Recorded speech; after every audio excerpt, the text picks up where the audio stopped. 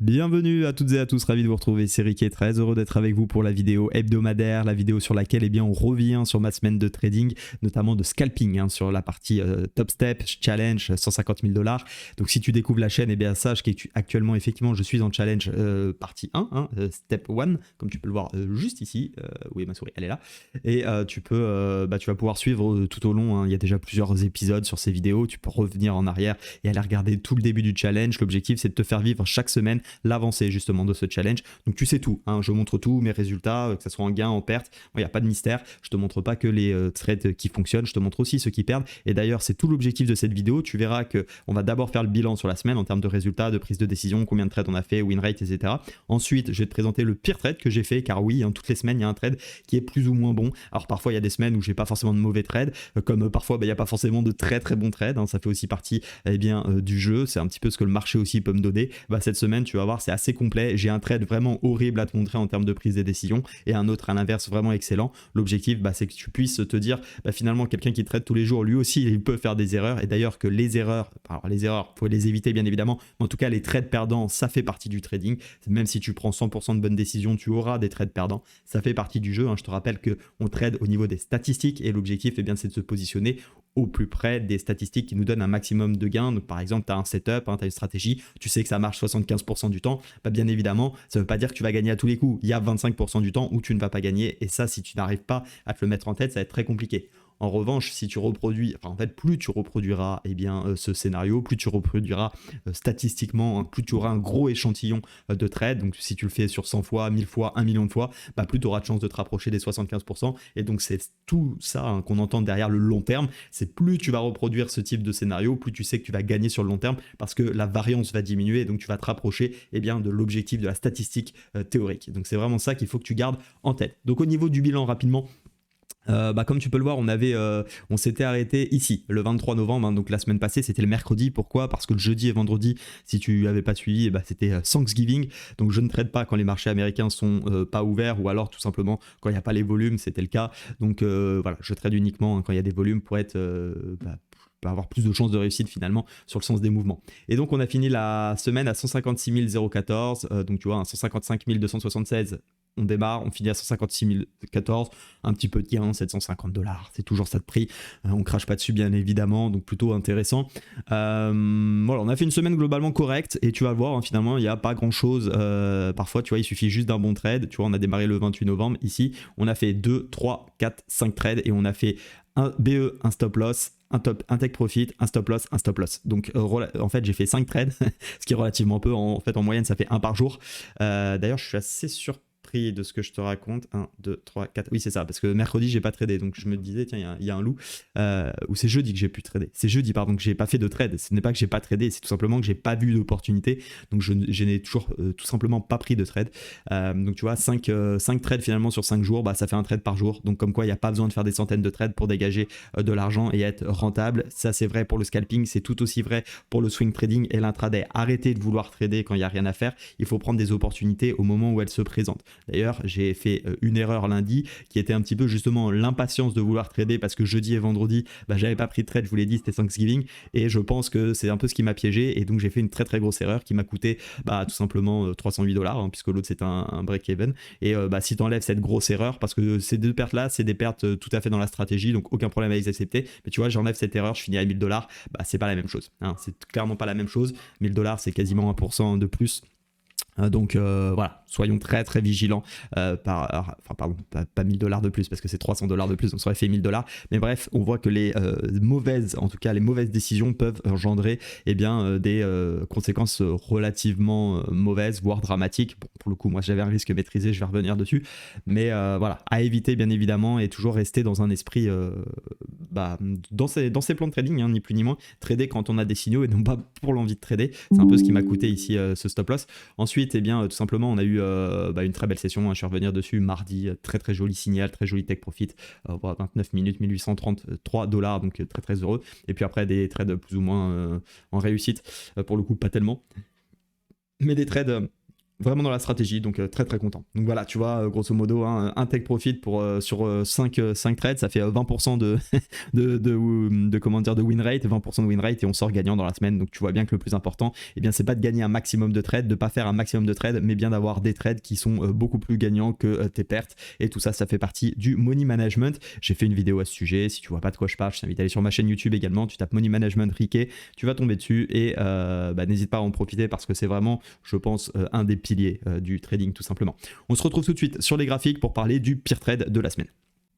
Alors on se retrouve sur le graphique du Dow Jones, j'ai mis la fonction replay pour revenir comme si on était lundi, comme ça on évite d'être trop biaisé. Bien évidemment, il ne faut pas considérer la bougie rouge que tu as là puisque c'est la bougie de lundi, donc celle-ci on ne l'avait pas au moment où on a tradé, d'accord.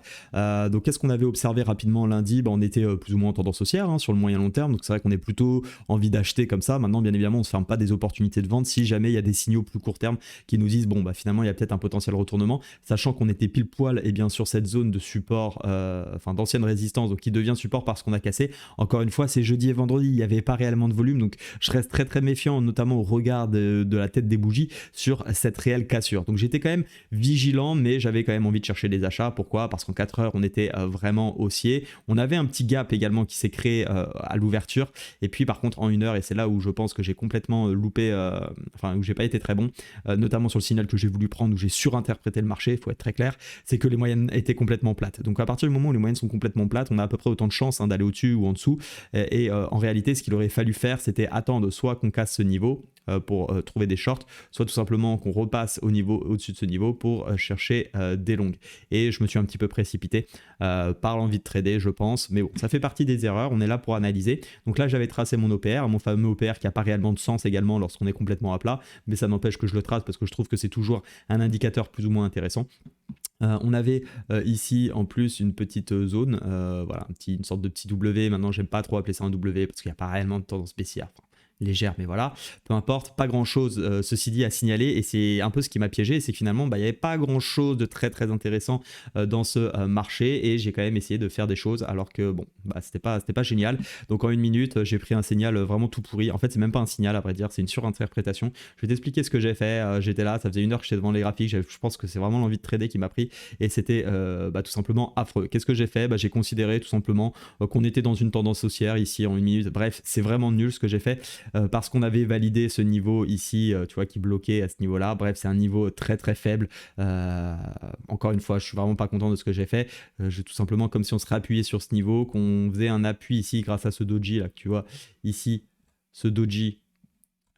Celui-ci, que cette bougie verte confirmait comme quoi on sera appuyé sur la M50 et qu'on allait partir, et mon objectif c'était d'aller chercher les plus hauts sur l'OPR. Bon bah autant te dire que c'était un signal très très moyen, donc qui dit signal très très moyen dit très très peu de chances de réussite, et c'est pas compliqué, je me suis fait stop loss directement puisque c'est reparti complètement dans l'autre sens. Il n'y avait pas de réelle tendance, donc prendre des pseudo signaux, parce qu'en plus c'est même pas un très très bon signal ce que j'ai fait, c'est vraiment pas ce que j'aime. Bref, c'est pas du tout dans ma stratégie de moyenne mobile. Voilà, tout simplement tu prends des stratégies moyennes mobiles, même si le signal est pas bon sans tendance, voilà ce qui t'arrive, tu te fais dégommer. Donc voilà, je me suis noté pour la semaine prochaine d'attention d'être très très vigilant sur les moyennes mobiles.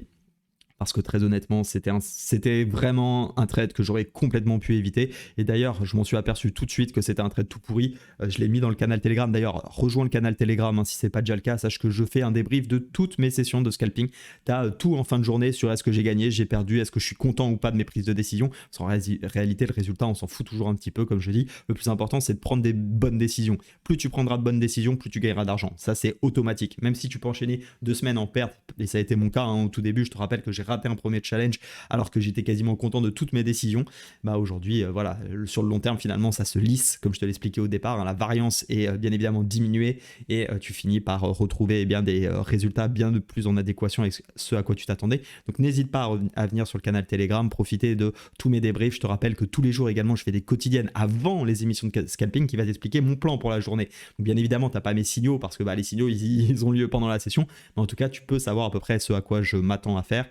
et pourquoi pas essayer toi aussi de ton côté de te positionner plus ou moins dans le même sens. Après, charge à toi d'avoir aussi ta stratégie, hein. Parfois je peux avoir des plans qui sont mauvais, en tout cas généralement bien évidemment ce cas n'est pas le bon, mais je peux très bien dire bah tiens je décide d'être acheteur, j'ai pas un plan acheteur et tout se met à dégueuler vers le bas, bah ça, comme ça a été un peu finalement le cas hein, sur cette session, parce que si je te laisse la suite, bah tu vois, même si là j'ai décidé d'arrêter parce que je savais que c'était une mauvaise session et que j'avais plus de chances de faire n'importe quoi, bah je pense que j'ai bien fait, parce que tu vois je ne cherchais que des achats, et regarde un peu ce qui aurait pu se passer si je cherchais que des achats, je me serais fait juste dégommer. Donc je pense que la meilleure raison ça a été vraiment d'arrêter. Je crois que c'est limite mon top trade d'avoir décidé de stopper, et tu vois, et finalement on était dans un mouvement baissier. Mais moi j'avais prévu de faire des achats au début, c'est pas maintenant que je vais me mettre à dire ah bah non finalement je vais chercher des ventes. Non, le mouvement est parti, il est parti sans moi, bim, là on le voit bien. Bref, ça aurait été très très compliqué, j'aurais pu me faire piéger plein de fois. Donc je suis très content tout simplement et bien de m'en être tenu au plan, de fermer les écrans une fois que c'était, entre guillemets, le mal était fait. Maintenant, je te propose tout de suite d'aller sur le top trade. Alors, concernant le meilleur trade de la semaine, tout simplement, on est encore sur le Dow Jones, on se retrouve le lendemain en fait de la session, donc tu vois, hein, finalement, ça a bien baissé, et là, rapidement pour l'analyse, donc on se retrouve finalement sous la zone verte désormais, et puis les moyennes mobiles en 1 heure sont orientées à la baisse, hein, la 50 et la 20, donc on va désormais chercher des ventes. L'objectif, c'est plus de chercher des achats, tu vois. Le lendemain, on rechange de plan, mais c'est pas pendant la session que je vais rechanger de plan, parce que voilà, pendant la session, tu peux être affecté par ce que tu vois, tu peux être vite biaisé en fait, et je préfère bah, voilà, laisser passer la nuit, faire autre chose, et tu reviens le lendemain et tu redéfinis un plan et tu repars full confiance, plein d'énergie. Tu as compris que tu avais fait une erreur et tu vas essayer de faire mieux sur cette session. Et en plus, le marché nous a donné raison, donc c'était génial. Donc en gros, où est-ce qu'on était? On était sous résistance hein, désormais, puisque cette zone là qui avait été cassée devait faire support. On voit bien qu'elle n'a pas fait support. Au contraire, elle fait même un peu résistance ici. Donc j'ai clairement envie de chercher des ventes au moment où le marché va ouvrir. Donc on va laisser le marché ouvrir. Je vais attendre que l'OPR se trace. Voilà, l'OPR, tu le vois, c'est sur cette bougie. Si tu ne sais pas ce que c'est que l'OPR, je t'invite également à aller voir ma vidéo Riquet Trading, hein, toujours pareil, tu mets OPR et tu vas trouver. Ici, donc on a l'OPR et deux possibilités bien évidemment en 1 minute, puisque je trade en 1 minute je te rappelle, et bien c'est tout simplement de prendre une cassure de l'OPR ou alors une réintégration. Je te rappelle que ceci n'est pas une cassure, c'est tout simplement un échec hein, de cassure, puisque je prends tout le temps les corps et pas les mèches, donc ça après c'est toi qui vois comment tu veux faire. Moi en tout cas c'est comme ça que je procède. Alors au niveau du trade, qu'est-ce qui s'est passé? Eh bien on voit là, c'est hyper intéressant, hein, ça a cassé, donc on va attendre une seule chose, c'est qu'on ait une bougie qui vienne réintégrer l'OPR, et ça s'est passé sur cette bougie. Ce qui est absolument génial en plus, c'est que si tu regardes bien, c'est la bougie de 16h34 jusqu'à 16h35, ce qui veut dire que c'est également la bougie en 5 minutes, et j'avais bien évidemment mon graphe 5 minutes à côté, et regarde la bougie qu'on fait en 5 minutes sur la résistance, sur l'OPR, sur la zone, on réintègre après cassure. Bref, c'est tout simplement magnifique, en plus précédé d'un Marabutsu. Pour ceux qui sont en coaching avec moi, vous connaissez ces setups, donc je suis ravi de vous montrer bien tout simplement que ça a encore marché ici, et ici bah, c'est simple, on rentre pile poil dans la stratégie, on rentre à la clôture, on met le stop loss au-dessus de la bougie et on va chercher. Alors il y a plusieurs choses qu'on aurait pu faire, c'est soit aller chercher le bas de l'OPR qui est plutôt la stratégie d'habitude, mais j'avais remarqué qu'il y avait quand même une petite zone qui traînait au-dessus des mèches. Bref, je vois que quand j'arrive sur le bas ici de cette zone, ça me permet déjà d'avoir un ratio de 4. Je suis en challenge, il y a un moment, il faut savoir encaisser, il faut savoir avancer dans le challenge, donc je suis pas allé chercher jusqu'en bas, j'ai pas voulu être trop gourmand. Quand je dis en bas, c'est le bas de l'OPR, hein, bien évidemment, après on ne sait pas ce qui peut se passer, mais bref, c'est à peu près ce que j'ai décidé de faire, et finalement, bon bah, c'est plutôt bien passé. Ici, on est passé break-even hein, parce qu'on avait le ratio de 1. Bon, le marché n'est pas revenu nous chercher break-even, donc ça nous a permis de rester dans le trade. Et en 30 minutes, tu le vois, on est sorti tout simplement sur cette mèche ici qui était pile poil dans la zone, et après bon bah ça a continué à descendre, mais ça après j'ai envie de dire l'histoire ne nous regarde plus, puisque nous on est juste sur ce plan et c'était juste parfait, pile poil dans la stratégie. Voilà, stop loss de 4, autant te dire qu'une fois que tu as fait un ratio de 4, bah grosso modo il faut derrière 4 stop loss hein, pour 4 stop loss pour annuler finalement ce trade. Donc tu vois qu'en plus avec une bonne gestion du risque, on a fait 3 stop loss nous, bah, c'est ce qui nous a permis tout simplement d'être gagnant sur la semaine. Donc voilà, je trouvais vraiment ce trade hyper intéressant. On a la zone qui est très bonne hein, sur résistance, on a ensuite le signal qui est la réintégration et bien de l'OPR, et en plus on avait même la structure, si je peux le dire ainsi, avec la bougie 5 minutes précédée d'un gros Marabutsu sur zone de résistance. Bref, tout était nickel dans ce trade, c'était vraiment un top trade. Et tu vois, parfois bah, il suffit tout simplement d'un trade. Limite, quelqu'un qui a un objectif, qui se dit bah tiens je veux faire 1%, 2%, peu importe, il prenait juste ce trade sur la semaine, c'était terminé, il pouvait s'arrêter. Moi je suis en challenge, donc il faut que j'aille chercher aussi un petit peu des résultats. Je peux pas m'arrêter comme ça systématiquement, parce que bon en plus je paye au mois hein, donc nécessairement l'objectif c'est quand même d'essayer d'aller le plus vite possible. Maintenant encore une fois c'est pas une course, faut faire du propre, faut faire ce que le marché peut te donner, Et c'est pour ça que j'ai cherché à faire d'autres trades qui n'ont pas réussi, mais ça c'est pas le plus important. Donc voilà un petit peu pour la vidéo de la semaine, j'espère que ça t'a plu. N'hésite pas à me dire en commentaire si toi aussi tu fais du scalping ou même de l'intraday, du swing, quels ont été tes résultats de la semaine. Toujours intéressant de savoir si tu as réussi à t'en sortir. On a eu un marché quand même pas simple, quand on regarde, je réanalyserai ça bien évidemment demain avant de démarrer la session, mais quand on regarde rapido, tu vois bien que c'est un marché qui n'a pas été si simple que ça cette semaine, avec des gros mouvements impulsifs qui se sont faits d'un coup et après des mouvements de correctifs pendant les sessions. Je prends notamment le 1 heure, c'est très très clair. On voit ici qu'on était en baisse. Là, d'un coup, le discours de Jérôme Powell, ça part à la hausse. Ici, les rapports Jolt, ça part à la baisse. Ou les chiffres, je sais plus, c'était peut-être les PMI, je sais plus exactement ici. Et là, on a une autre news qui était les chiffres de l'emploi, pour le coup, avec le taux de chômage. Il y a eu le PIB aussi dans l'histoire, je sais plus qui était quoi, bon, peu importe. Mais on voit bien les gros mouvements et derrière, en fait, que des mouvements correctifs. Donc très compliqué, bien évidemment, de rentrer dans les tendances. C'est un peu ce qui m'a piégé. Bon, voilà, on fait la semaine, on a fait le job. On verra bien ce qui se passe demain et pour la suite des aventures. Donc voilà, restez prudents, bien évidemment, sur les marchés. On se retrouve dès demain. En attendant, reposez-vous bien. Je vous rappelle, le dimanche et notamment le week-end, c'est aussi fait pour relâcher. Faut pas se sauter sur tout et n'importe quoi, surtout sur les crypto-monnaies. Soyez très prudents, j'arrête pas de vous le dire. Le week-end, c'est généralement très calme. Attendez le lendemain, prévoyez vos plans et comme ça, vous êtes prêts à intervenir. En attendant, restez prudents. Je vous souhaite un très bon dimanche et allez les bleus. Ciao!